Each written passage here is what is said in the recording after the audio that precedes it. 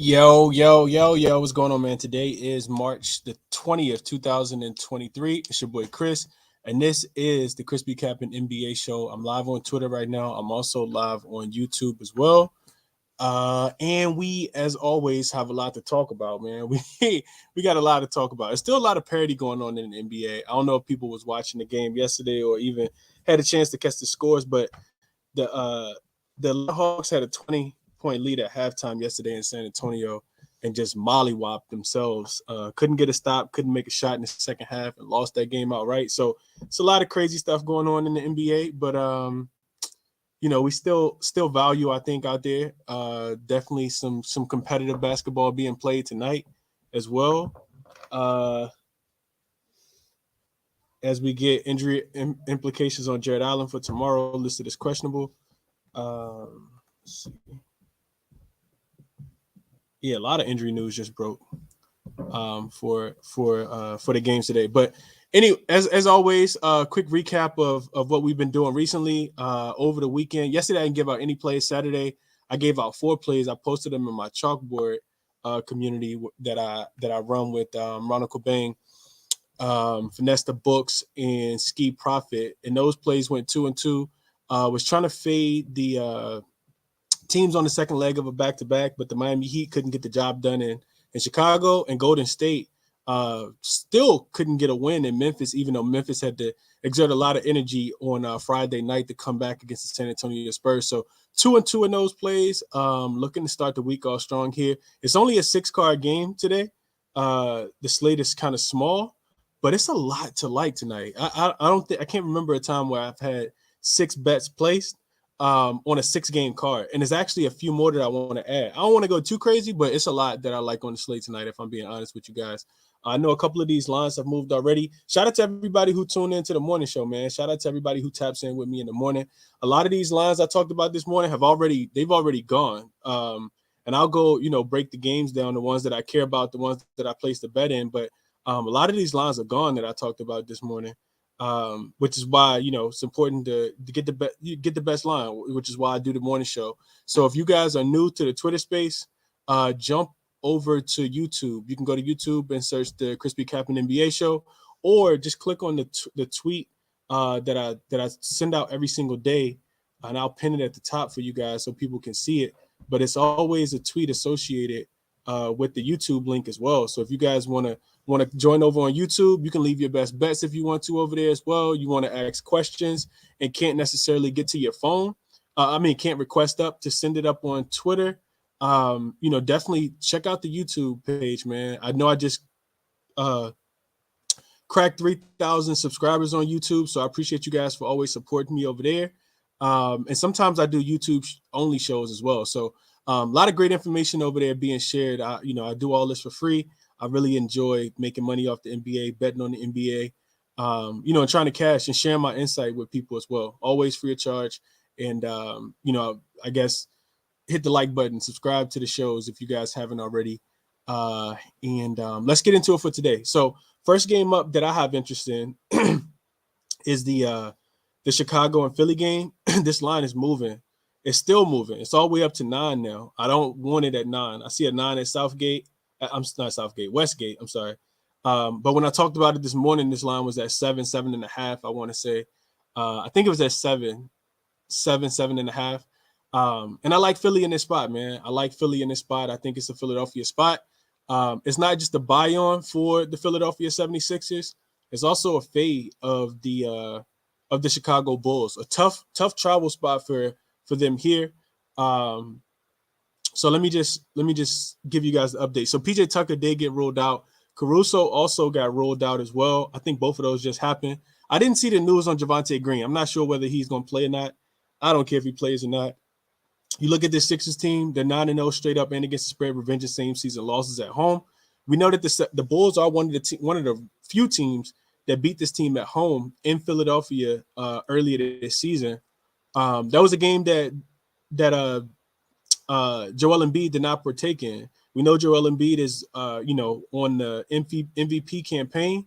And I feel like the Chicago Bulls are, just one of those. They are hungry. They're motivated. Patrick Beverley has, bought a renewed sense of urgency, I think, defensive intensity. But I don't think they have enough in this spot today. So, like I said, Sixers are 9-0, revenging same season losses. 9-0 straight up and against the spread, winning those games by average of 12 points. We saw it happen last week against the Wizards on Sunday. They also beat the Grizzlies in this spot, the Cavs, the Rockets, the Knicks, the Magic, the Pelicans, the Hornets, and the Hawks as well. Also, 76 is just the hottest, the hotter team right now. 76 is arguably the hottest team in the league right now behind the Sacramento Kings, and I'll get to them in a second. Sixers are 10-3 straight up since the All-Star break. 8-5 against the spread in that spot, winning those games by average of 10 points as well. They're winning 120-110, including 4 straight covers as well. They've also covered 5 out of their last 6 in this spot as well. So not only have they been winning, but they've also been covering. You look at another angle I looked at was home favorites playing their third game in 4 nights, facing an opponent that's playing their third game in 4 nights. Since the start of January, those teams are 19-0 straight up, 15-4 against the spread as well. So that's 76% says that they cover this spot tonight, winning those games by average of 24 points. So that's a league-wide trend. And then the other thing, the fate of the Bulls is more so just looking at them as road dogs. Road dogs off a double overtime game, and then they also played in a game versus a road dog off a double overtime game that also had to win a game as a dog after that game, playing on their third game in 4 nights. Those teams are just 5-12 against the spread. That's a 70% fade of the Chicago Bulls in this spot. And, honestly, I think, Chicago doesn't have enough defense to keep this game close, to be able to slow down James Harden and Joel Embiid. Tyrese Maxey is also hitting on all cylinders. And, even though in my estimation, the 76ers are on their third game in 4 nights, it's less of a third game in 4 nights for them. They are the more rested team just because James Harden did set out in this last game. So I like the Sixers in this spot. I did lay the 7.5 with them. I'm not giving it out at 9. I hope you guys watched the morning show if you wanted it. I think I did talk about this one. It wasn't an official play this morning, but I did lay the 7.5 with the Sixers in this spot. Sixers are a weird team, so I can't really tell anybody to whether I like the first quarter, first half better. I just laid the 7.5. I think when it's all said and done, the Sixers will win this game by 10 points. But I'm not endorsing the 9, not with the number moving up all day. So that's the first game I wanted to talk about. The next game I wanted to touch on was the Timberwolves and the Knicks.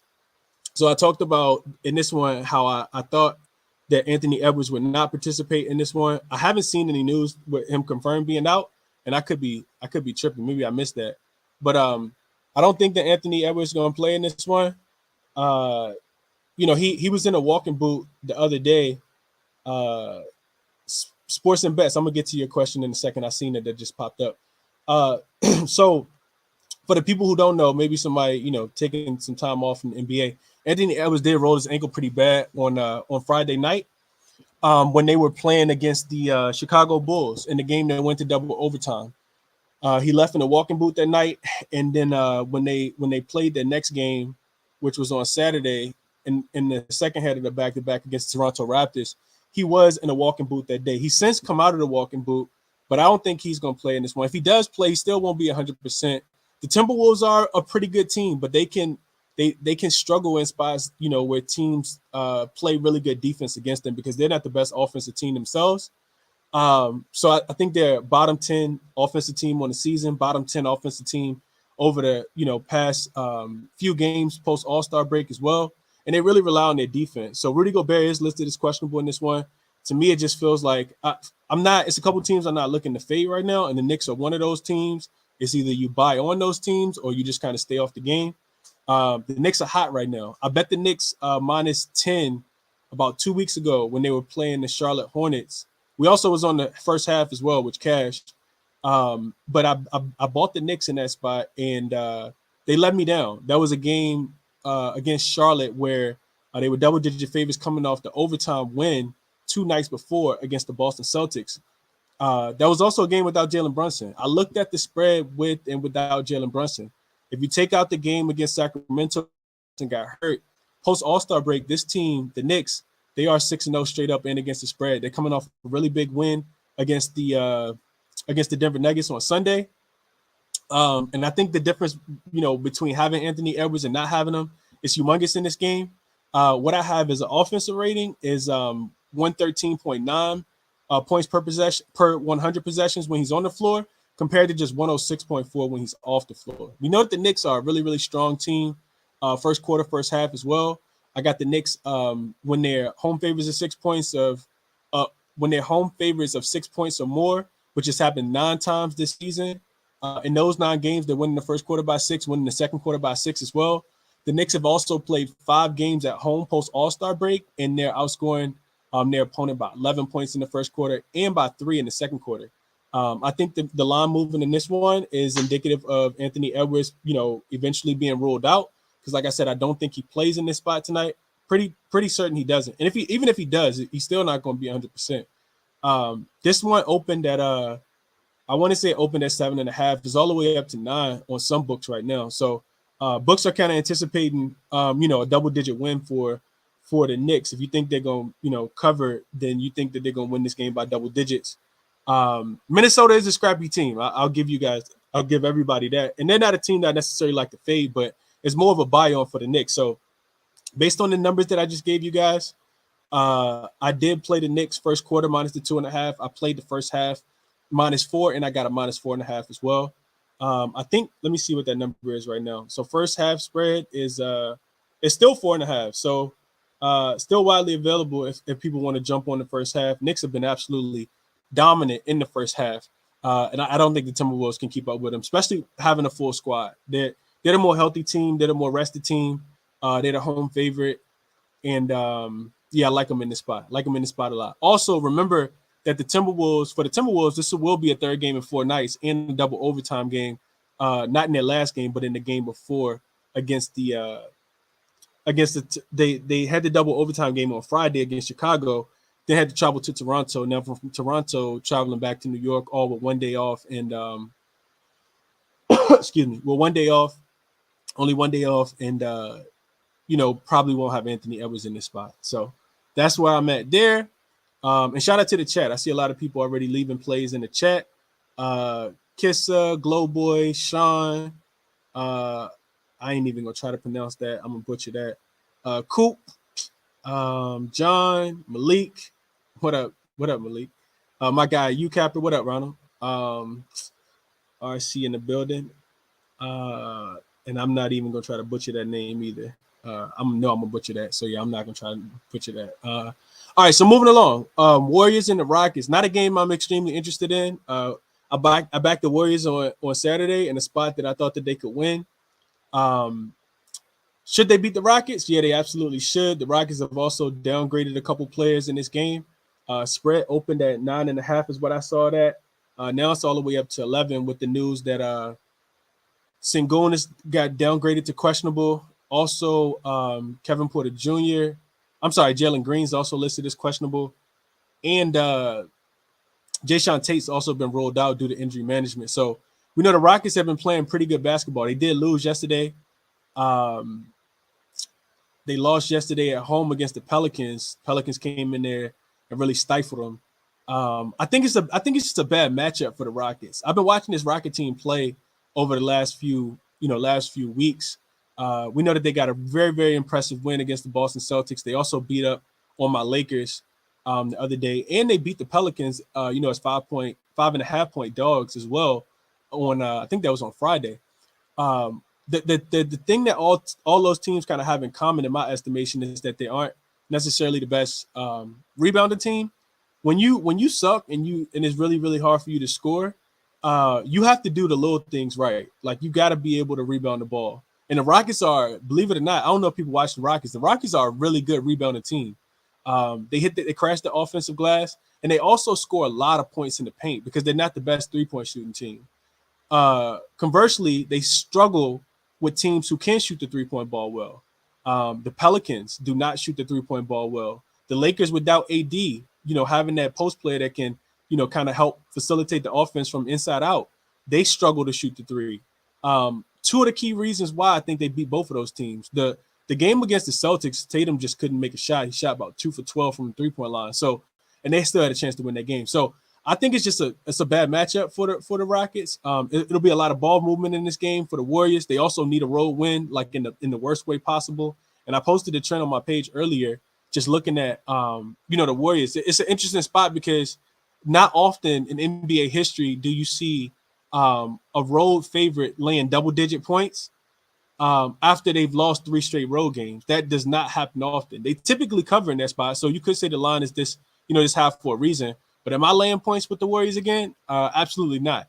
Should they win this game? They should. But we've seen some crazy things. Honestly, I think the story of the year, if we're talking about the NBA, might be the Warriors home versus road splits. If you guys been paying attention, I know y'all know what I'm talking about. But it's really bad when you look at this team home versus road. A lot of people I think were backing them, which is why we saw the line kind of shift down on Saturday when they were playing against the Memphis Grizzlies. They should be motivated in the spot. Draymond will be back for this game as well. He was back in the last game, but he'll be back for this game. I know the whole world's on Klay Thompson. I couldn't talk the world off. I think Klay's in a really good spot. If you look at his game logs, he typically blasts this Houston Rocket team. We know the Rockets are one of the worst 3-point defensive teams in the league. So the Warriors should be able to get whatever it is that they want. The problem is, are they going to be able to play any defense? With Sengun getting downgraded to questionable, I know Looney's also listed as questionable for this game. I do think that Jabari Smith Jr. Is absolutely in play. Dude's just been playing with a lot of confidence. I've been watching him play.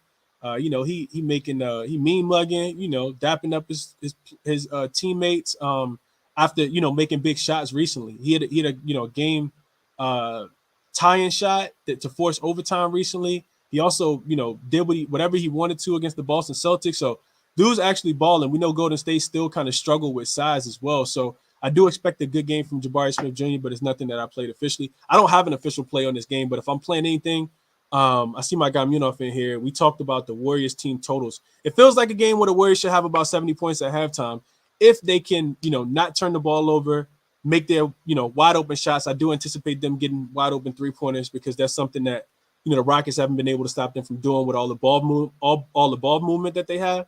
So I would be playing the Warriors team totals.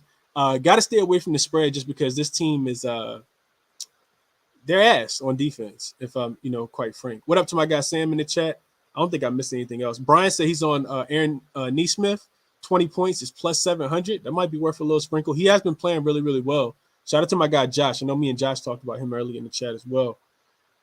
Scotty said Josh Hart over 6.5 rebounds. My play of the day. Timberwolves giving up the fifth top 5 most boards to guards. Okay.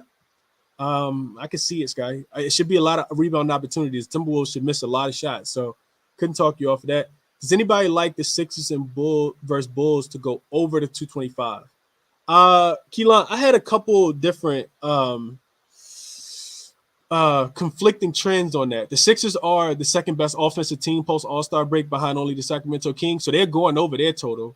But the Bulls are, a pretty good defensive team, but they also been kind of bleeding points when you look at them on the road. Their defense doesn't always translate on the road. Not sure how they're going to slow down Joel Embiid in this spot.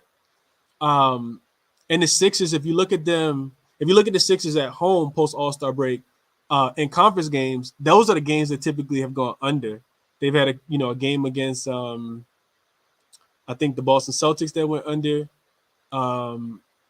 a game against a couple different teams. I looked at it earlier. Those games are actually going under. So if I had to lean, I still say over, but I didn't play the total on that one. I didn't get involved at all. What else? All right, I'll wait to get to the other one. So next game up, I wanted to touch on real quick, and then I'm gonna be done. Mavs and the Grizzlies, I have nothing. I keep telling you guys, and y'all probably know it already by now, but when I see key players on the injury list, and I know nothing about whether they're gonna play or not, I just kind of stay away from the game. We know Ja is really close to being back. He is listed as out in this game. No, he won't make his return tonight, but they are, ramping up his conditioning for his return. Jared Jackson Jr., I haven't seen any update on him. He is listed as questionable in this game as well. Luka is, I know he was listed as questionable earlier. I think he is officially out, but Kyrie is listed as questionable, and Tim Hardaway Jr. is also listed as questionable, I want to say. So no play on me, no play for me on the Mavs and the Grizzlies game. But the Kings and the Jazz game, I really like a lot. The Kings, I'll start by saying the Kings do have a look ahead spot tomorrow. It'll be their first game back home. I think this road trip has been 3 games. They went to Chicago and won at the start of last week. And then after the Chicago game, they went to Brooklyn on the second leg of a back-to-back and beat Brooklyn as well. They had 1 day off of rest, and then they traveled to D.C. To take on the Washington Wizards on Saturday and absolutely smashed the Washington Wizards. I kind of upset I didn't give out their team totals to go over because the Wizards go over at home, especially on the second leg of a back-to-back. Dropped the ball there. But this Kings team, man, they are elite offensively, and they typically been starting really, really early. This team is 7-0 against the spread in road games post All-Star break. One of the few teams in the NBA that's been able to consistently put together back-to-back-to-back wins on the road amongst any team in the NBA. So I'm Kings are buy on, or you just kind of stay off the game. Not a team that you're looking to fade at all. And I played them. I played the Kings. I gave this one out this morning. Before we even had a line, I told you guys, if you watched the morning show, I said that the line will probably open. In the first quarter line for the Kings will probably open at a 1.5, and the first half would open at a 3 or a 2.5, and that's what you saw, where you kind of saw the line at. Not necessarily the greatest spot because they do play the Celtics tomorrow, but I'm looking for the Kings to kind of keep it going. They've been, kind of playing this underdog role because they've had a lot more success than any of us could have anticipated. Throughout the regular season, and they've been just kind of rolling. Now you get, this Jazz team without Lauri Markkanen, and he got downgraded to out. He was listed as questionable this morning. I liked it with him in, but he's listed as out. Jordan Clarkson is also listed as out. I just don't see a way that this Jazz team is gonna score a lot of points. And they typically start the game really slow. I got the Kings having the highest offensive rating in the first half post All-Star break. They just come out and score a lot of points, and they do it early. This Jazz team ranks 26th defensively in the first quarter in their last 5 games as well. In 4 games post All-Star break, the Jazz are allowing 31.5 points and only scoring 26.5 points. So that's a 5-point differential there. But then you take away Lauri Markkanen, and I think it only gets worse for this team as well. I think this line may have moved to 2.5, but I probably still play it there. It's just, it's these teams just start the game total opposite wise. So since the All-Star break, the Kings are +9 in the first half. The Jazz are -9 in the first half. The Jazz have a 49.7 effective field goal percentage in the first half, which is the worst in the NBA post All-Star break. And the Kings have a 61.4 effective field goal percentage in the first half, which actually is the opposite. It actually ranks number 1. So for those reasons, I think the Kings probably want to get this game out the way early. They do have the Boston Celtics that'll be waiting for them, probably with a bad taste in their mouth. The Boston Celtics, it's funny because the Boston Celtics actually just they melted the game away against this Kings team the other day. It was on Saturday night. Boston came out and did exactly what I think the Kings will do in this game. They got out to a big lead early. Grant Williams was hitting threes. Tatum was hooping. Jaylen Brown was getting buckets. And they kind of melted the game away late. If you guys go to NBA.com and look at the advanced stats, you check out the advanced metrics, you'll see that the Kings are far superior, the better team in the first half, first quarter, and that the Jazz are actually one of the best teams in the NBA. So Benedict Mathurin won't have a hard minutes limit. This will be his first game back, though. Javonte Green will be on a minutes limit tonight. Chris Duarte is ruled out. And yeah, that's it. So yeah, if you guys go check out the Jazz, just check out the advanced metrics. This team struggles really, really bad in the first quarter, first half. I do anticipate the Kings want to get this game out the way early today. So I played the Kings first quarter and first half spread. I got a -1.5, a minus 1.5 for the first quarter. I got a -2.5 for the first half, and I got a -3, just depending on which book you played at. I like both numbers, so I did play both. So I didn't play any player props today. It's a lot to like. I got 6 plays out of 6 games. That's something that I typically don't do. So for that reason, I'm not playing any player props because I don't want to go too crazy on today's card. But it is a lot to like in my estimation. And I'll create the banner. I talked about these plays earlier. The Kings first quarter is a -1.5. The Kings first half. I didn't have lines this morning when I made these banners, but Kings first half. I'm gonna just give it to you guys at a -3. I expect the Jazz to be playing from behind and to make this game competitive in the second half, if they're gonna make it competitive at all. Knicks first quarter, I got it at a -2.5. Knicks first half, I got it at a -4.5. I think that's probably still available as well. So that's 1, 2, 3, 4. I also played Philly. Philly minus the 7.5. The number's up to 8.5, 9 on some books. May be able to get a better line live as well. And then the last play I didn't talk about is the Sacramento and Utah game to go under. I caught the total at 238 as soon as Lauri Markkanen got rolled out. And quite frankly, I just think that's way too many points in a game that, they don't have their star player. No Lauri Markkanen and no Jordan Clarkson. I know.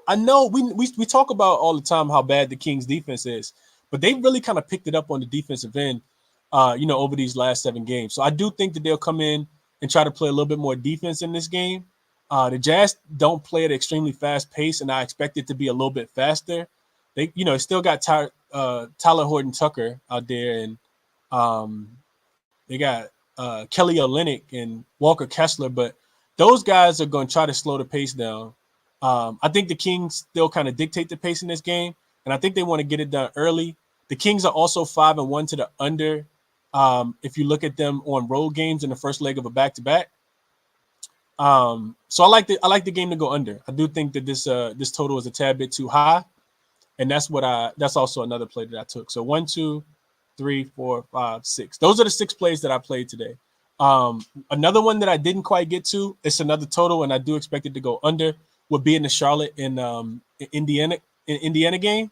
Indiana is just so poor defensively, but Charlotte struggles to score as well. Charlotte, I think, is the worst offensive team over the last 5 games offensively. And Indiana is without Tyrese Halliburton. I think there's something like 4 and let's see, I got it in front of me.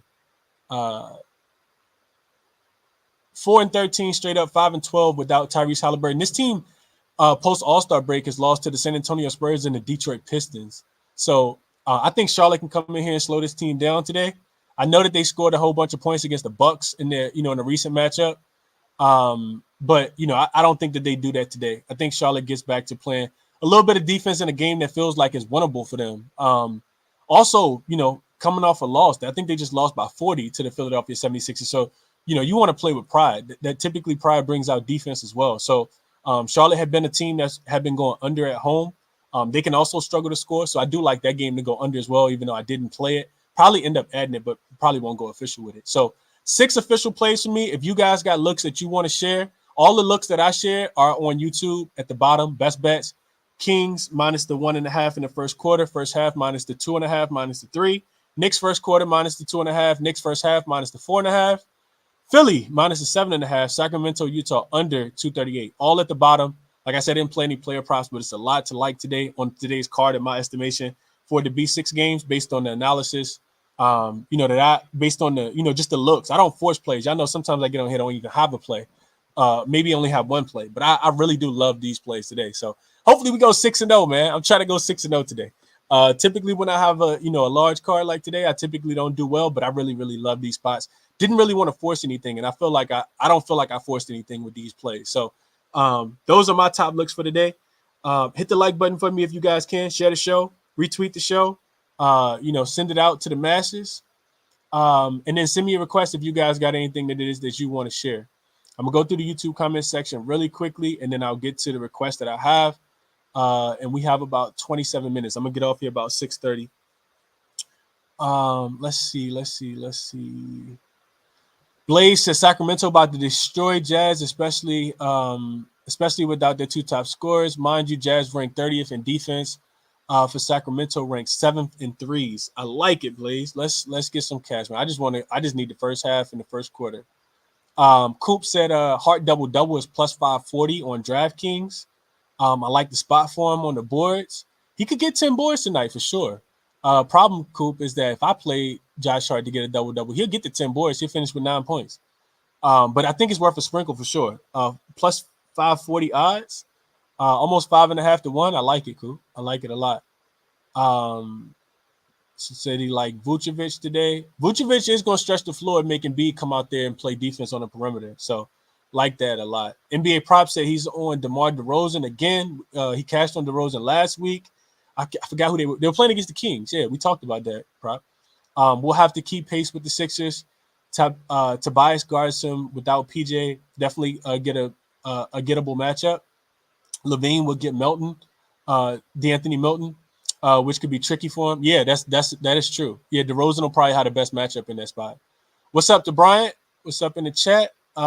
Smoky Steam Bet said he's on the Knicks first half. The Grizzlies -1 first half, and the Kings -2 first half, -2.5 first half. I like them. I like all those. Chris, Bulls +3.5 first quarter. I don't know how that one gonna go. I'm not fading the Sixers. If the Bulls gonna have a chance, I do think it's probably gonna be early, but I'm kind of indifferent on that one. I don't really have anything on that one strong. Best of luck, however you pull the trigger on that one, Terry. I just need them to lose the game by 8. I need the Bulls to lose the game by 8 when it's all said and done. THT assists and double-double, not a bad look. We know the Kings don't play too much defense, so I couldn't talk anybody off that. Paul says Bulls pace and points per game increase without Caruso. They are 7-2, I think, to the over without Caruso. I was looking at that earlier. Philly averages 131.5 points without PJ Tucker. Only a 5-game sample, but pace increases from 96.02 to 101.2. That's good information, Paul. Appreciate you sharing that. Any thoughts on the over in the Knicks game? I think the Knicks could really shut the water off for this Minnesota Timberwolves team. I don't know how the Timberwolves are going to score. It's going to be really difficult, which is why I didn't take the over. But if I don't want to play the under because I feel like the Knicks could go off. I think you could pivot to a Knicks team total over. I would look at the Knicks team total over in the first half, and probably the full game as well.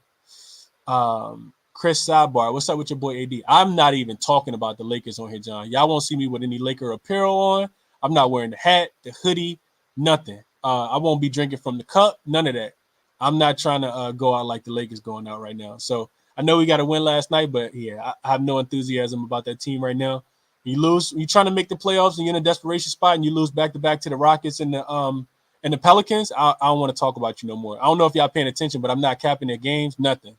Not betting on them, none of that. So you want to hit the Lakers, you at the wrong place because I'm not talking about them on the show, and that's my team. Marquise said if Looney's ruled out, is Draymond points in play?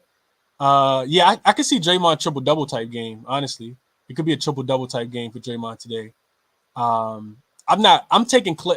If I'm taking anybody points, I'm taking Clay. 40, 50, 80, whatever you can take Clay points to. No, I'm just kidding. But I know the whole world is on Clay today. I can only talk people on the Clay, though. I can't talk you off of Clay unless you want to pivot to like Jordan Poole or somebody. Clay's going to be the guy. He's cooked this team religiously, and I think he has another big game today. Probably a lot of frustration after losing to the Memphis Grizzlies, having to throw up his 1, 2, 3, 4 rings against Dylan Brooks. So I think it's a really good game for him today. Shout out to my guy AOD in the chat. Shout out to Matt Ryan. Steph double-double in a win. Sprinkle? Absolutely, Marcus. You got to look at Steph double-double. Like I said, Draymond triple-double, Draymond double-double, all that's in play tonight. They should be able to run this Rockets team. Rockets don't like to play as fast as the Warriors do. How do you feel about Randall double-double? I couldn't talk you off of it, Kevin. Randall should be a lot of rebound opportunities. We know he'll get there with points. Dude's turned into a prolific scorer for them. And should get a favorable matchup today. So I like him today. No play on Dallas and Memphis, none at all. I'm not with the injury manipulation. Didn't even cap the game at all. Appreciate you, DJ. Cameron said he took Sacktown full and first half, I think. Full game. Let's ride it on the trifecta. I like it. Like it a lot. I will tell you guys, if you watch the Jazz play, the Jazz, they play with pride. Whatever they do at halftime, they play with pride. I need to pull it up on the screen and show you guys, but they are a team that plays hard. Dennis Smith Jr. Over 5.5 assists. That's actually a solid look. That's a solid look. I like that look a lot, actually. Didn't cap that one, but I'm gonna write that down. Damn, I took my paper upstairs. I'm gonna write that one down though. Dennis Smith Jr. over 5.5 assists because we know the Pacers bleed points. So Dennis Smith Jr. I cannot talk you off at all. He'll have the ball in his hand as the primary, ball handler. Him and uh, Terry Rozier. I like that look a lot. Tariq said I took the first half full game parlay on the Knicks. I like it. Grimsey said he took the Rockets to win the game. Best of luck to you there. I'm not on the opposite side. Dennis Smith Jr. had been over 5.5 in last 8 of 12 games since the All-Star break and last 7 of the 9 since LaMelo got hurt. And I knew it was the reason why I liked it. I didn't know that stat, but I kind of figured it was something close. And you want to do it against the Pacers. So I like that look. Couldn't talk you off. Let me get to some of the looks I got in the spaces real quick over on Twitter. A lot of sharp minds in the space, not just myself. A lot of guys doing their homework, and I want to give them a platform so they can share these looks with you guys as well. Share them with me as well also. First I got up is Dream. Stefan, I'm coming to you. Ben, I'm going to get you up. And Frag, I'm definitely coming to you as well, my brother. Dream, what's going on, my bro? How you doing, man? What's the vibes, man? Long time no hear. I know, bro. You've been out Vegas cashing all these NCAA tickets, man. I love it. I love it, Dream. What you looking at today, man? I just got a few plays, man. I've been on a crazy run, man. I went 5 yesterday. I went on Saturday. So I love to hear it. Love to hear it. I'm gonna just keep firing, man. First play I just added this play. Kyle Anderson for T-Wolves over 12.5 rebounds and assists. He's gone over this number 8 of the last 11 games since the All-Star break. He should get increased usage with Anthony Edwards out. He's pretty much the de facto point guard now anyway, so he gets rebounds, he gets assists. He's had a triple-double in 2 of the last 4 games, so I sprinkled that at plus 2,300. I really love that play. I was waiting for the line to open up, and it did. I'm telling that too, Dream. Just FYI, I was shout out to my guy. I don't know if he's in the space right now or not. Shout out to Mitch. We talked about this one this morning. If you watch the Timberwolves play, you know that he'd been the guy that had to pick it up just a tad bit. When that offense goes dry and kind of facilitate. He do a little bit of everything, and he do it in slow motion. So I like it. I like it, Dream. Yeah, man. I heard somebody talk about Josh Hart, man. I can't talk you off his rebounds or rebounds plus assists. I ain't get there, but I thought those were both good looks. I played Kevin Porter Jr. over 19.5 points. I did it before I knew like who was playing in and out and all that. I like it whether Jalen Green is in or out, obviously, but he just got this thing against Golden State. I like to play narratives a lot. And him and Steph, not even him and Steph, just him really. He was just talking shit to Steph one time, and they was trying to make it like a thing. And he's hurt Golden State in the past. Both times they played this year. He's had over 19 points. So he had 20 and 32, I believe. So when I saw 19.5, that's the magic number. I expect for him to be aggressive tonight, as if he's not every night. But I expect him to be aggressive. And I sprinkled his... I gave out his 8 assists and 8 rebounds. You can get that plus 900 at points bet, but I sprinkled his triple double at plus 5,500 at points bet. Just because I feel like he's gonna try to have a good game. And normally when I play players that have a good game, I play their points or I like sprinkle a triple double. Sacramento Kings first half. I heard you give out. The first quarter, first half. You got the trifecta spot or not? Nah, Dream. The only reason I ain't take the trifecta is just because they play tomorrow. They got the Celtics tomorrow. I think they try to save some. And honestly, like it really didn't surprise me the other day when the Kings. When the Celtics blew that lead in the second half because it's some about the Kings, some about the Utah. Like they flip a switch at home. I don't know if people be watching it or not, but they like come out like so lethargic in the first half. And I feel like the Kings should just have a big enough lead, at halftime.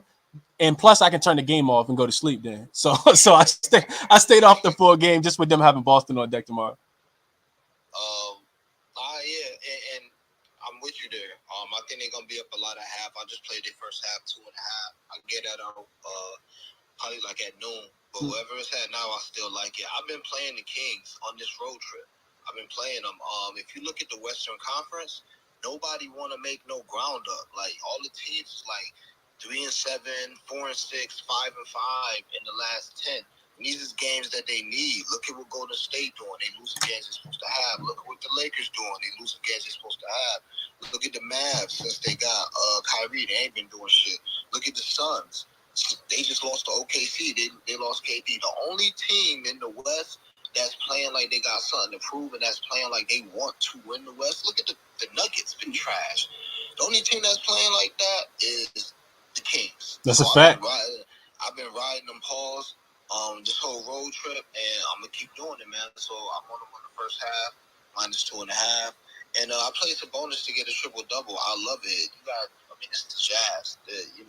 I'm with you on the under. I think 240 is too much, especially with Laurie out, but that don't mean they ain't gonna give out 230. That's a fact. I love Sabonis triple double. I played that. I just played that as a regular, just a unit play. That's what I'm on tonight. I wanted to ask you a question real quick because I was hanging with Ski this weekend and I asked him this question. I thought you, because I always wanted to ask you this. And it got something to do with the Jazz. How do you feel about tanking this season, man? I feel like tanking is being overvalued, maybe because the draft rules have changed. So, like, you don't get rewarded for being the bottom one. I think you just got to be bottom 4, and all the percentages is the same. So that means, like, teams like the Rockets or the Hornets, like teams that know they're going to finish bottom 4, they don't mind winning a game or two, because they're going to be locked into that spot, the bottom 4, to get like the same percentage to get the number 1 pick. I think it's going to be teams like the Jazz, maybe Orlando, teams that's on the fringe of the play-in that's going to start tanking. But like the terrible teams that's already terrible, like the Spurs, in my opinion, that's why all of them playing hard, because they already locked in for winning. They can't do nothing. Even if they finish with the worst record, it's not like that's going to increase their chances. They just got to be bottom 4. I believe that's how it works. So I just want to get your opinion on that. No, I would agree with that, Jane. I agree, bro. Like it's been kind of crazy because you think you can fade these teams in certain spots, and then you find out that you can't because they're going like a 2-game win streak, and you like, bro, y'all didn't play that hard, like the other day when I was trying to back y'all or something like that. So I just agree with that, Jane. I agree with that. I think looking at the Spurs team, man, the Spurs been balling. The Rockets been balling, right? But I think it's interesting that, I don't know if people noticed it, but right before the show started, the Spurs already ruled out Devin Vassell and I think Keldon Johnson and Zach Collins for tomorrow, they got to travel to New Orleans. Going to be their first road game in a while. Coming off a win, right, against the Atlanta Hawks at home. So, people say they did a great tank job the other day, against the Memphis Grizzlies on Friday night when they had a 29-point lead, 27-point lead in the third quarter. And then they just kind of tanked that game away. But then you beat Atlanta, after being down by 20 at halftime yesterday, which don't make a lot of sense. But then you already resting players from tomorrow, So with Pop is like, if he got guys on the injury report, you can go ahead and, kind of chuck that up to being an L. And just so people know that the spread for that game is already at 9. And we know the Pelicans don't even play a lot of offense. So that tell you everything you need to know about that game. I do anticipate that spread probably getting up to about 11. Once the money start coming in on the Pelicans tomorrow, in a game that they, absolutely have to have. But I would agree, Jane. I would agree, man. The Pistons, I watched them play yesterday. I watched them play the Heat. They really were trying to win that game yesterday in Detroit. It took the last 3 minutes for Miami to really buckle down on the defensive end, and you see just the mistakes, the immaturity from some of these young players and some of these young teams, the lack of cohesiveness, that really just kind of dictate the game. So I would absolutely agree with you, Gene. It's hard to fade these teams, bro. That some of when I'm breaking the games down now, like to make the show shorter, I told you guys like 2 months ago, I'm not even talking about a lot of these games where it just kind of feels like it could be a toss up. Like I know these teams not really playing for anything. So and it's kind of hard to dictate what they're playing for. Even with the Jazz, I watched Lauri Markkanen stay in the game the whole entire game the other day. Like he looked good against the Celtics the other day. So for him to just be like, "Oh, I'm sitting today," it's like, hold on. How did you even pop up on the injury report? Y'all just beat the Boston Celtics. You know what I mean? Not rushing Clarkson back. Like we still don't know when what's the other kid name? With the hair. What's his name, Dream? Colin Sexton. Like we still don't know when Colin Sexton gonna be back. So yeah, I would agree with you. Dream. And just so people don't know, update, we got Kyrie available 1 minute ago. We got Jalen Green on track to play. We got Tim Hardaway Jr. also on track to play. Now Jalen Green a game time decision. So lot going on with the injury report. Like I said, I'm not on any of those games. Sengun did just get ruled out. So I talked about Jabari Smith Jr. He should play well in this spot. Also, Jalen Noel for the Minnesota Timberwolves look like he's on track to play as well. Definitely gonna need his offense tonight at the Garden against the Knicks. So yeah, I like the looks though. Dream said he's on Kyle Anderson rebounds plus assists at 12.5. I'm tailing that. KPJ over 19.5 points and Kings first half, something that I'm on with him as well. So like that a lot. So we got Chris Hahn, who is one of the beat writers for the Minnesota Timberwolves. He said he asked Coach Finch if there was relief. Edwards' injury wasn't as bad as it looked Friday for sure. There's some relief, but Ant always wants to play. Never thinks that he's hurt, so hopefully it's feeling better, which he says it is in terms of the pain. So just an update from Chris Finch, probably doing like a pregame interview as well for you guys, just kind of sharing that. Also, I also put some stuff up top as well. Appreciate you, Dream. Hope you catch tonight, my guy. Let me kick it to Stephen because the Knicks are in town tonight. I'm interested to know what he think about him. What up, Stephen? Hey, Chris, how you doing tonight? I'm good, bro. How about yourself? I'm doing excellent. And really quick, echo every sentiment Dream just said. Kings, Western Conference champs, plus 2,800. Nobody playing better than them out there in the West. But tonight's Knicks game, there's three things I'm looking at and I'm actually really in love with. One is the most obvious, which is Josh Hart's rebounds. Now, it's at 6.5, but you could put that, it's really juiced up, but you can put that with the Knicks money line if you want to. I'm not doing that. I'm taking the 8, which he's cleared recently, let's say, the last 6 games at plus 116. But the thing that's really interesting with the Timberwolves, if you look at their last 5, they're getting shredded on the glass.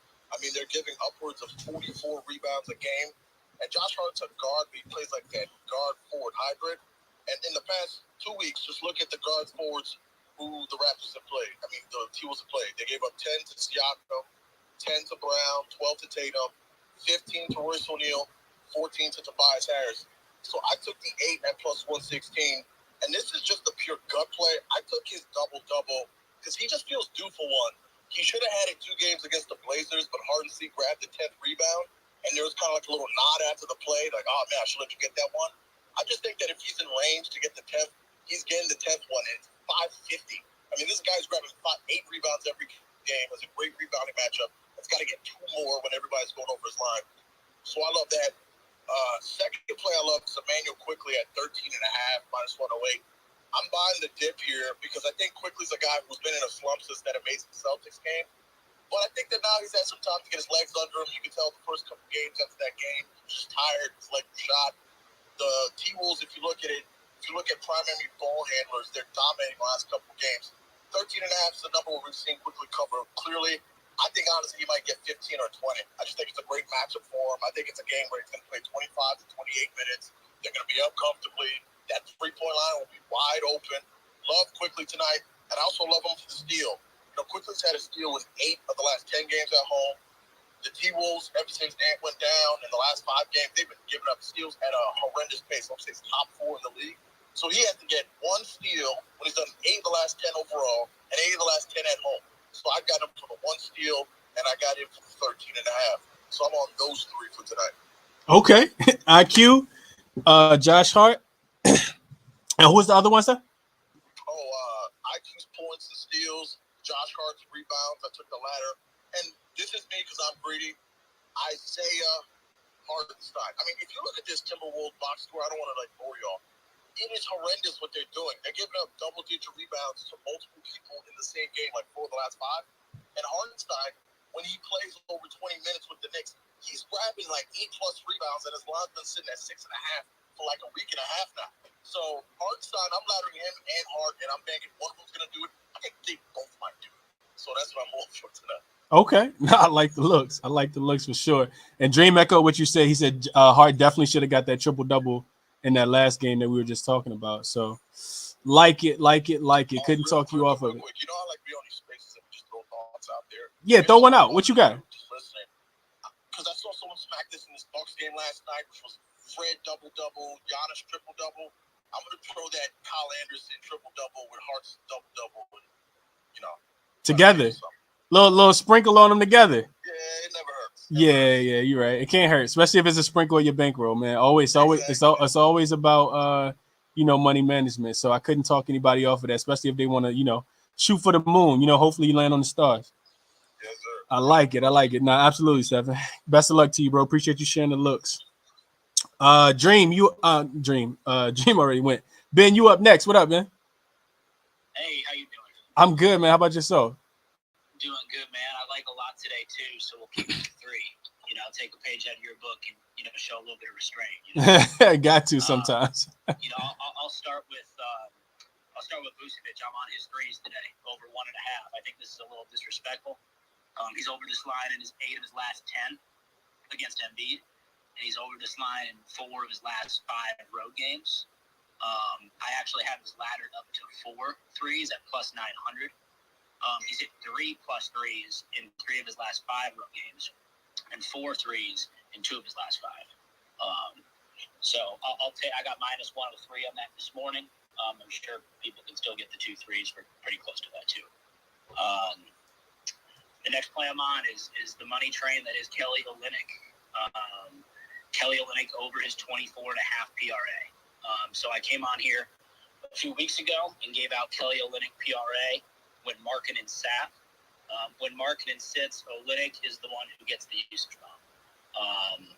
In the 2 games, here I'll pull him up, he had 15, 10, and 5 most recently. And then in the game before that, when Markkanen sat since the trade, he had 28, 14. We're getting this at a 24.5. I just think that's way too low. And then when we get over to the matchup that he has, power forwards have a plus matchup in points, rebounds, assists, and threes, all 4 areas that he sees a usage bump in when Markkanen sits. So Kelly Olynyk's probably my top play of the day at the 24.5 PRA. I also played his double-double at plus 575 because he has double-doubles in both games that Markkanen sat since the trade that Utah made in early February. And then my last play is Steph over 4.5 threes. I know a lot of people are on Clay. I can't talk you off that, obviously. Steph is over the 4.5 threes of 9 of his last 15 road games. Over his last 20 road games, we've seen double-digit shot 3-point attempts in 17 of 20. The 3 that he did not get to 10-plus attempts were that one kind of weird neutral site game against San Antonio where they played in the Dome. His first came back from injury. And then 2 games against Memphis.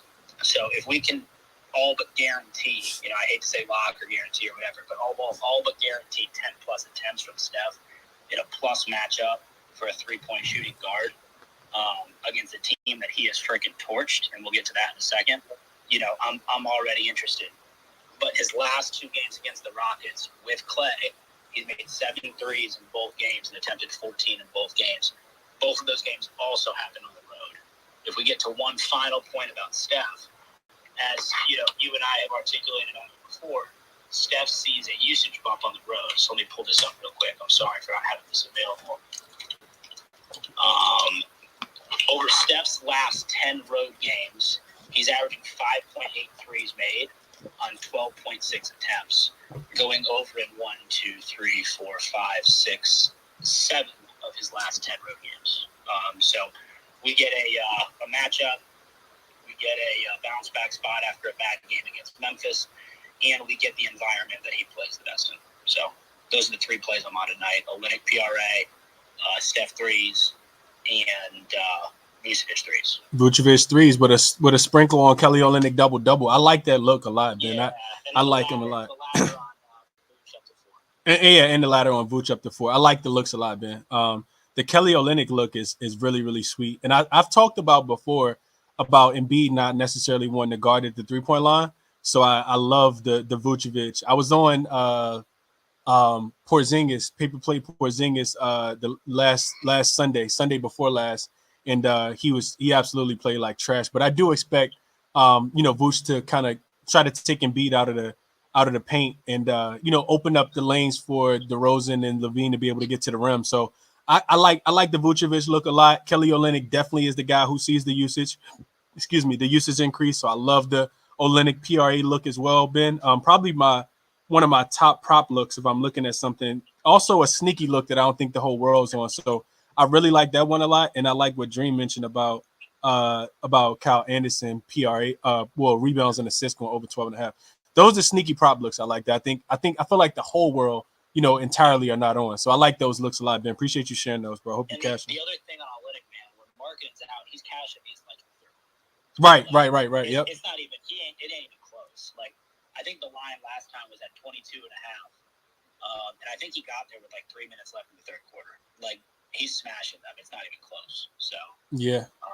It's a no sweat. At least let's hope, right? Yeah, right. It should be based on the metrics and the capping. It absolutely should be. Best of luck to you, Ben. I hope you catch the looks, man. LJ, you are up next, and then I'm kicking it to Vaughn. What up, LJ? What's going on, Chris? How you doing, my guy? I'm good, bro. How about yourself, man? Man, you know what it is, Chris. You know where I'm at, bro. You know where I'm at, man. Where you at with it? I'm at Toyota Center, Chris, waiting for this rain of threes to come down tonight with Golden State and the Rockets. Ben already done said everything I was going to say. I'm on Steph, man. Heavy points, over threes. I'm even on his assists, and I'm going to even take the 2+ steals for Steph, man. I think Steph is going to have a history-making night tonight, bro. He plays the best on the road in Toyota Center. Ben already gave me the numbers, so I don't have to screw him up. I'm just reassuring him that Steph is going to clown tonight, man. I'm telling you, bro, the Rockets, I mentioned it on my show earlier on YouTube. The 5 teams have came into this building this month and have shot 42% from the 3-point line. The only two you mentioned was the Lakers and the Celtics, and, they still had a chance to win the game, but they shot horrible from the 3-point line. Golden State is shooting 38% from the 3-point line, which is second on the road. Bro, Chris, I'm telling you, it's about to rain tonight, so I'm going to be there live tonight. I'll cash it on Steph. You got the umbrella ready, LJ? What's that? You taking the umbrella inside? You going to have it open inside? Bro, I got the umbrella inside with the hoodie on, bro. Like, it's going to be raining tonight, I'm telling you. So, take Steph. I'll ladder it up all the way up to 7. And I may do 8 just for the hell of it, because I do believe, man, he's going to clown tonight. He clowns in this building every single time he comes. So I don't see what's going to be different tonight. And they're on the losing streak too. Man, it's going to be raining threes tonight, Chris. So I'm just letting everybody know. Steph Curry, take his points, take his threes, take his assists, take out everything you can get with Steph Curry.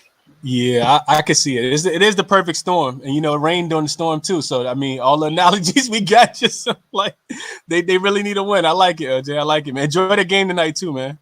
Appreciate you, Ray. Absolutely, bro. I hope you cash him. So Looney just got ruled in. For people who don't know, Jalen Noel also got ruled in.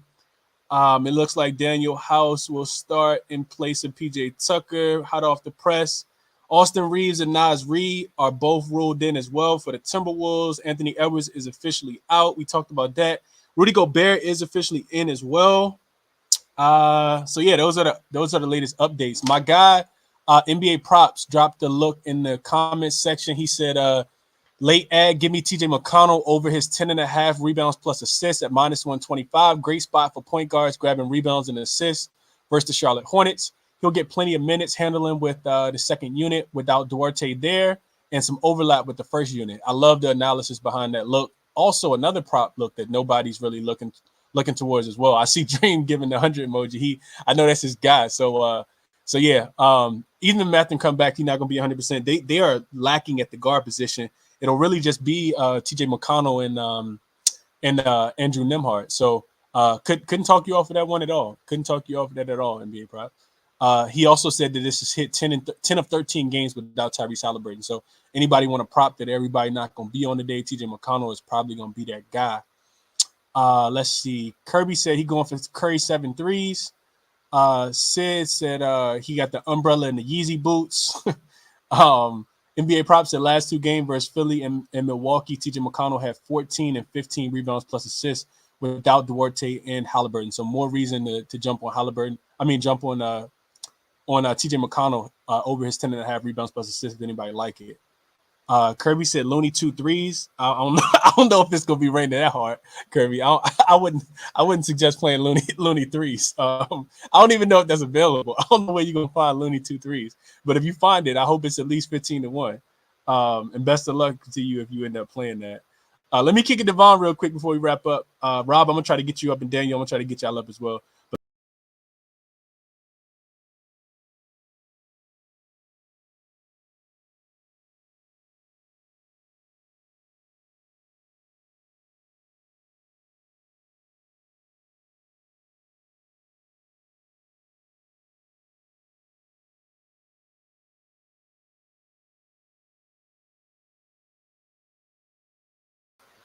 I play Vucevic 3. I think that was Ben that talked about that one. I played the last 2 or 3. Vucevic typically, and I think we kind of talked about it, but he typically tries to bring him outside of the paint. So I played the Vucevic 3s. I played the Knicks first half. You can play first quarter, first half. It don't matter. I think the Knicks kind of show out tonight, but let's see. And I played Nick Richards rebounds. 8.5 at -1 and 11 and 10 for +135 on FanDuel. That's all I'm on today. I don't have a whole lot of plays. I don't know what's been going on. I've had any plays this weekend. Last couple of sleeps ain't been all that enticing. I might just want to go in tonight. My long shot is Aaron Neesmith 20 points. TJ McConnell 10 assists. It's +3,200. Okay. Yeah, man. I don't have a whole lot tonight. I don't want to put a whole lot of analysis behind it because a lot of people have already talked about it. But yeah, man. That's all I'm on tonight. Looking at cash keys ones. I want to watch a little bit of this Hornets and Pacers game. I like when it's 2 bad teams playing. Okay. Hey, best of luck, TJ. I mean, Vaughn, I hope you cash them, bro. Yes, sir. Let's get some money tonight, man. That's what we're here for. Let's see. What else we got? We got let me see if I can get Rob up real quick. We are about to jump off. If you guys joined late, check out the YouTube, man. Everything is always recorded on YouTube. You guys can listen to the first like 20 minutes for my analysis and breakdown, and then right after that, you guys can skip ahead, of course, on YouTube and go back and listen to some other looks as well. Rob, can you hear me? You connected? I don't think you are, my guy. Don't think you are.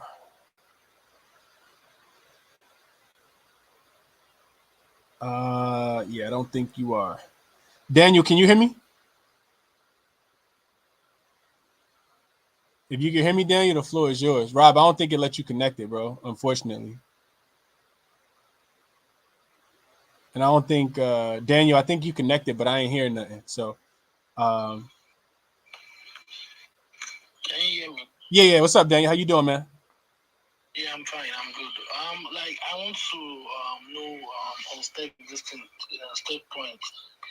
Do you think 28.5 is actually a good look for him? For Steph Curry? Yeah. Yeah, I didn't play it. I didn't play Steph points today. To me, it feels like a game where he could definitely go for 30. It wouldn't surprise me if he did. But it also feels like a game where a lot of players on this team could go off as well. Like I think it's a big day for his teammate Klay Thompson today. I think he could go for 30. I mean, they both could go for 30. So I couldn't talk you off of it. I think it's a lot of great guys on this look already. I know some people already playing his threes at 4.5, taking them to hit 5 threes today. I think it's all kind of correlated to him to go over. So if you asking me if I would play the over or the under, I would take the over. Okay, thank you. No, absolutely, man. Absolutely. You got anything else? Yeah, no, I'm fine. Okay. Best of luck to you tonight, Dane. Yeah, thank you. Absolutely, bro. Let's go to my guy Jay Jones. What up, Jay? What's good, Chris? How you doing? I'm good, bro. How about yourself, man? Man, I'm good. It's Monday, so new week, new money. I can't complain, man. Let's get to it. Let's get to it, bro. What you want for tonight? What you liking? All right, so I'm gonna give out my play of the day. I posted it on the timeline as well, so it is pinned to my top of my Twitter if people miss it. But I am taking James Harden over 2.5 threes against this Bulls team. Over the last 7 games, the Bulls are giving up the third most threes to the point guard position. So I really like this spot.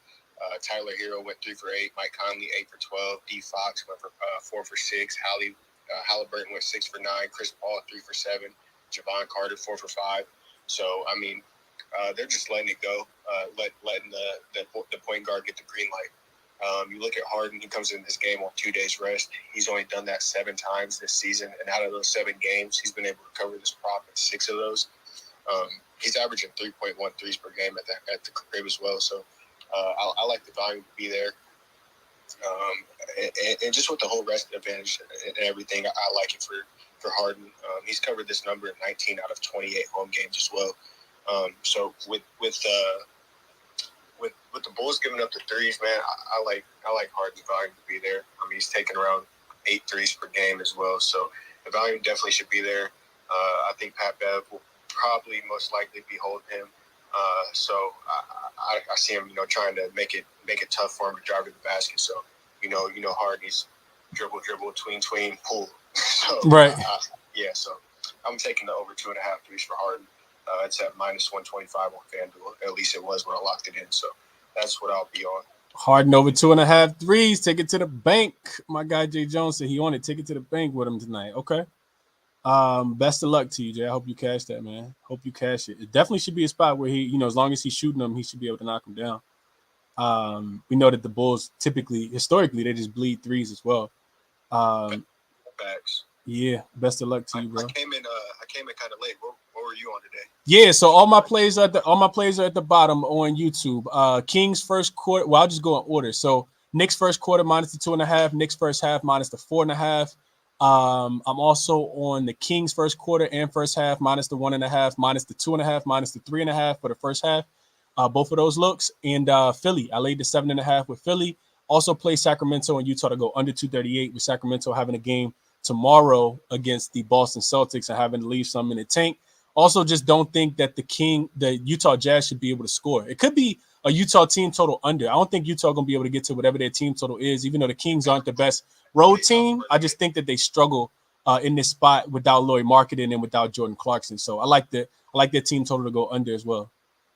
Yeah, I was going to say, I think everybody's pretty much out for the Jazz as well. So yep. I couldn't talk you off that at all. Yeah, those ones, man. I'll definitely I'll be riding with you on some of those for sure. Yeah. Let's cash them. Let's cash them for sure. USWNT, can you hear me? I don't think you connected. Tried to get you up. I don't see him up here. Okay, my guy, appreciate that. Let's see.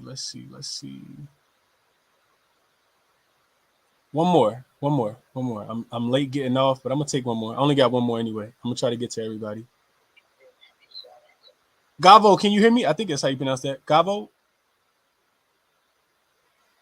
Nah, he went back down to listening. So I guess that was the last one. So in recap, so somebody said, Chris, what on YouTube? I got a comment. Chris, what is the best number for bankroll to start with in the NBA? 100, 1K, 2K, 3K. Kirby, I would say to start that the number is going to fluctuate. It all depends on what you can afford to lose. If you're cold and what you have that's not going to affect you. Outside of your just extra money that you want to be able to, kind of gamble with. NBA can be hot and cold, which is why we do unit betting. So even when we're cold, we don't deplete our bankroll, but it's also you just want to stick to units versus an actual amount. So if you got $100 that you can play with, upload it to your account. I would say every dollar is its own unit, and that way you got $100 in your account. Hopefully you get it to 200. When you get to 200, you could double your bankroll to $2 per unit. Or if you want to have 50 units on $100, then $2 per unit. If you want to have $50, same thing with 1K, same thing with 2K, same thing with 3K. However you want to kind of structure it. But that number is going to fluctuate. Just whatever you can afford to lose. Don't look for that money back. If that's just money that you can, literally live without. Even if you don't get any of it back, because you can't. If you don't know how to sports gamble, you can lose all of it, and you can lose all of it really quickly too. So that's my answer for that question, Kirby. Somebody said, "What was Vaughn played?" Couldn't hear him. So Vaughn is on a lot of different things. But I know a lot of them correlated with mine. He's also on Vucevic threes. Somebody else said, Chris, I have $1 in a dream. What's the best bet to build on that tonight? If you got $1, Kirby, don't bet with that dollar. Take it out and try to don't bet with the dollar if that's all you got. But if you're looking for $1 bet, I'll probably take the dollar and put it on a parlay, honestly, because I'm not trying to build off $1. But if that's what you got, take a straight. Take one of these straights that I talked about. I take $1 and put it on, all these guys that we talked about in the double parlay. That's what I probably do with $1. But take $1 if you really, like trying to change that dollar into, $1.90. They'll catch a -110 line.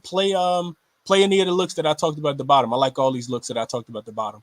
Kings first quarter, Kings first half, Knicks first quarter, Knicks first half, Philly full game, Utah, Sacramento under the 238.5. And I'm probably gonna add Charlotte and I'm probably gonna add Charlotte and Indiana to go under as well. Nobody will like that one, but I like that one as well. Lance said, Chris, how you feel about Sabonis rebounds and assists over 20.5? I like it, Lance. I think that he goes over that. Sabonis did just win Western Conference Player of the Week. If people were paying attention, he's averaged more than 20.5 rebounds plus assists. He does have a game tomorrow, which is why I'm not on him in this spot. But I do like Sabonis. I like Sabonis a lot tonight. Yeah, I like Sabonis a lot. I didn't play it, but I wouldn't play the under on Sabonis rebounds plus assists. When I capped it, I think it was at 20.5 as well. So you need like 12 rebounds and 10 assists, or 14 rebounds and what is that? 14 and like 7 assists. So I mean, it feels attainable for a guy like Sabonis tonight. I like it. I like that look a lot. Freaky Tweaky 03 said he on PJ Washington points. And real quick, besides the officials, I do think that these double looks are all in play. I don't know if people know what round robin is, but I think it might be a good idea to round robin some of these doubles that we talked about. A lot of great analysis on the doubles tonight. I'll give you guys some of the looks that people were talking about. Dream mentioned Kyle Anderson double. I think is absolutely in play tonight. It's going to be a sneaky one. You should be able to get really good odds. If you don't, you want to play these straight of 2, of course, and it's for smaller units. But parlay wise, I think, parlaying a couple of these doubles. I'm not saying take everybody's, but just take the ones that you like. I think Kyle Anderson is in contention for a double tonight. Josh Hart, Stephen mentioned him. He's in contention for a double tonight. Jabari Smith Jr. is also in contention for a double tonight. Steph could get the points and assists in a double tonight as well. Kelly Olynyk, that Ben mentioned, is also in contention for a double tonight as well. So all of those guys, may be worth a sprinkle, and you got to figure out how you want to, who you want to parlay. I'm not saying parlay all these guys, but I do think that they all have contention to get, a double tonight for sure. So best of luck to you guys. Like I said, my looks are at the bottom. If you guys wouldn't mind hitting the like button for me, subscribing to the show. I'm not doing a show in the morning. Cashed It with Chris will be back on Wednesday morning. I'm doing Monday, Wednesday, Friday now, just to kind of make sure I can, just withstand the rest of the season. Getting up every single morning, capping these games every single night is taxing. I'm doing all this for free. It's all free information. Another reason for you guys to hit the like button for me so we can get ahead of some of these lines. But I will be back tomorrow evening for this ChrisBeCappinn NBA show. Tweet the link out tomorrow as well. Best of luck to you guys on all your action tonight, man. I'm out.